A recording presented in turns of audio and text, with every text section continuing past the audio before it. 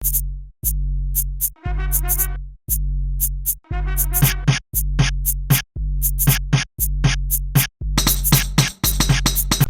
and welcome to the Nakamura podcast. Well, I can't really call it a podcast this time, so I'm going to say welcome to the video. So in this video, which is going to be the first of its kind on the channel, I'm going to be talking about the healing power of slice of life anime. So for those who don't know what slice of life anime is, I'll try and give a brief explanation. So slice of life anime and manga are narratives without fantastical aspects, which take place in a recognizable everyday setting, such as a suburban high school, and which focuses on human relationships that are often romantic in nature. Additionally, there are really only two types of slice of life anime. These are comedy and drama. Sometimes a slice of life will be both, but most of the time the series will be either or. Comedies, if adapted from existing material, are almost always 4-comma comics, a style of manga that is perfect for quick gags and punchlines you see in slice of life comedy like Nichijou.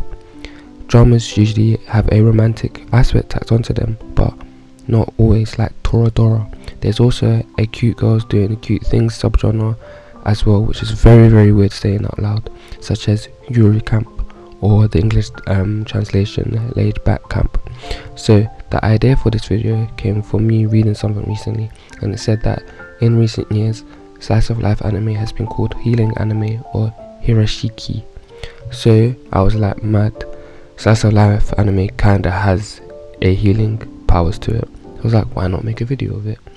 So for me, whether it be resonating with the character's story arc in a drama style slice of life anime, which can help you come to terms for your own issues by looking at the issues from a different perspective, or whether it's laughing at comedy style slice of life anime which allows you to forget about your problems, or whether it's seeing the calming visuals that some of the anime have, which helps you escape from reality and also helps you to relax.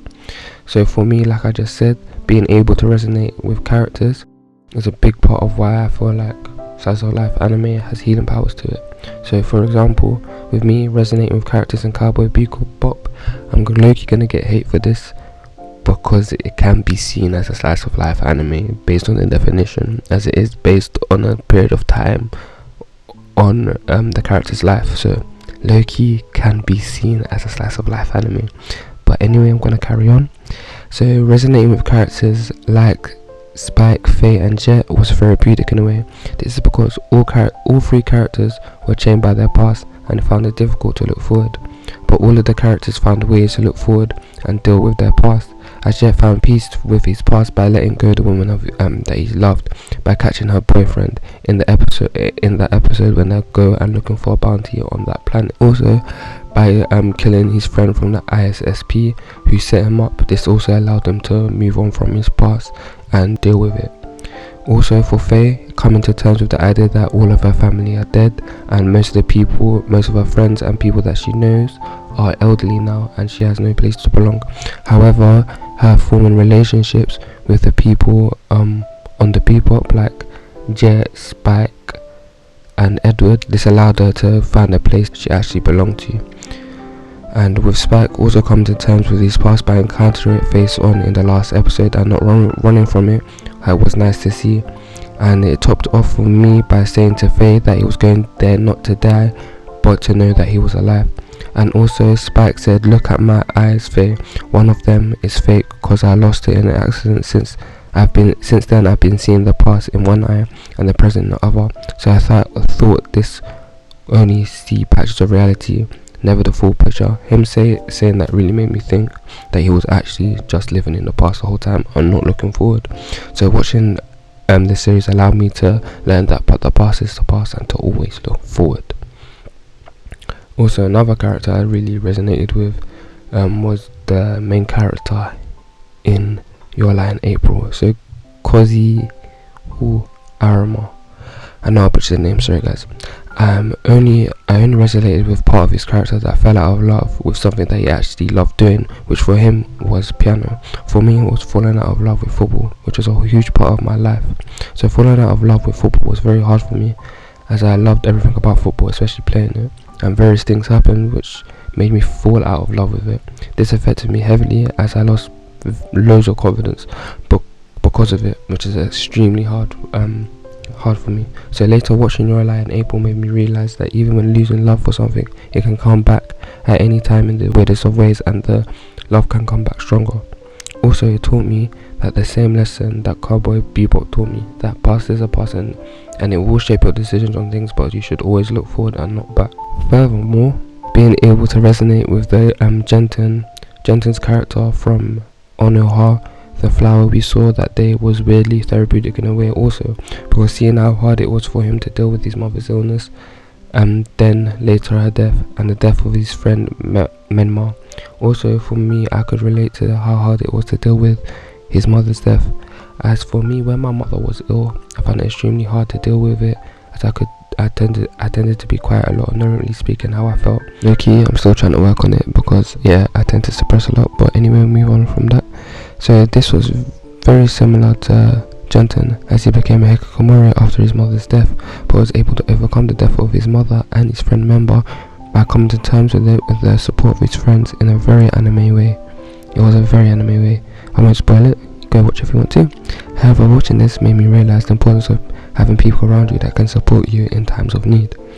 In addition, being able to resonate with the characters from a place further than the universe and keep your hands off Erzikin was nice as well, as watching these shows made me think I could do anything if I put my mind to it, especially in a place further than the universe. It was lovely seeing the characters' determination pull them through the trials and tribulations of trying to get to the North Pole, and with the keep your hands off Erzikin, it was very inspirational to see the characters make their own animes from scratch, and this inspired me low-key with making the podcast and this YouTube channel. So for me, another reason why I think that slice of life anime has healing powers is because of its ability to make you forget everything by making you laugh, especially with the comedy style ones. I still need to watch more of this style of anime, but the one I've only watched one, and the one I've watched is Nichijou, which I'm only halfway through now, and the show is one of the funniest things I've ever seen, and some of the moments I've seen on YouTube with memes and everything. So I'm sure most people have seen them, especially the one with the principal of the school fighting a deer.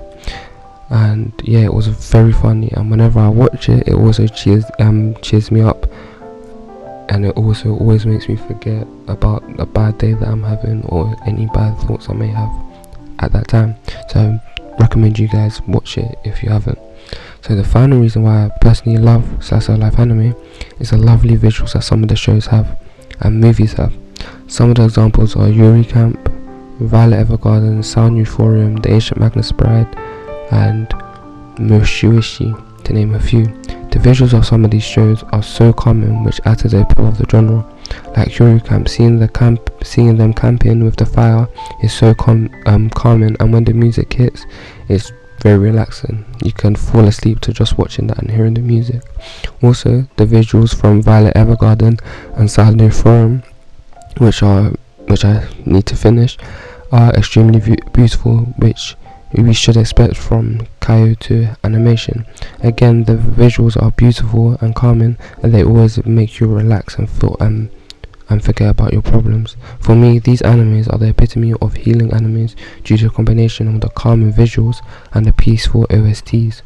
And also with Ancient Magnus Bride, because it's a mystical and magical anime, seeing some of the backgrounds are so beautiful, as it's based in England, I think it's in the countryside. I think it's the west of England, but seeing some of the drawings of it and the backgrounds is really wonderful and lovely to see, and again, it's very calming.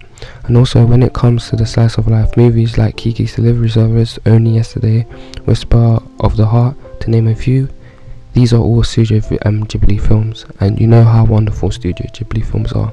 The fantasy elements of Kiki's Delivery Service and other Studio Ghibli films, it allows you to be engrossed into Kiki's life, which allowed you to escape from your reality. Also, having seen the beautiful visuals and backgrounds of the movies also add a calming element to the film, and also the peaceful OSTs of the Studio Ghibli films, which are frequently done by Joe Hisaishi, are very calming to the soul.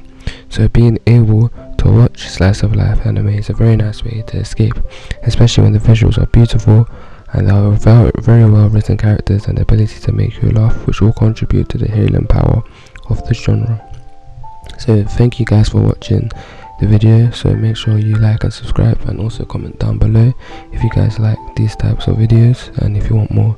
And also make sure to follow the Instagram page, which is _the Nakama Podcast.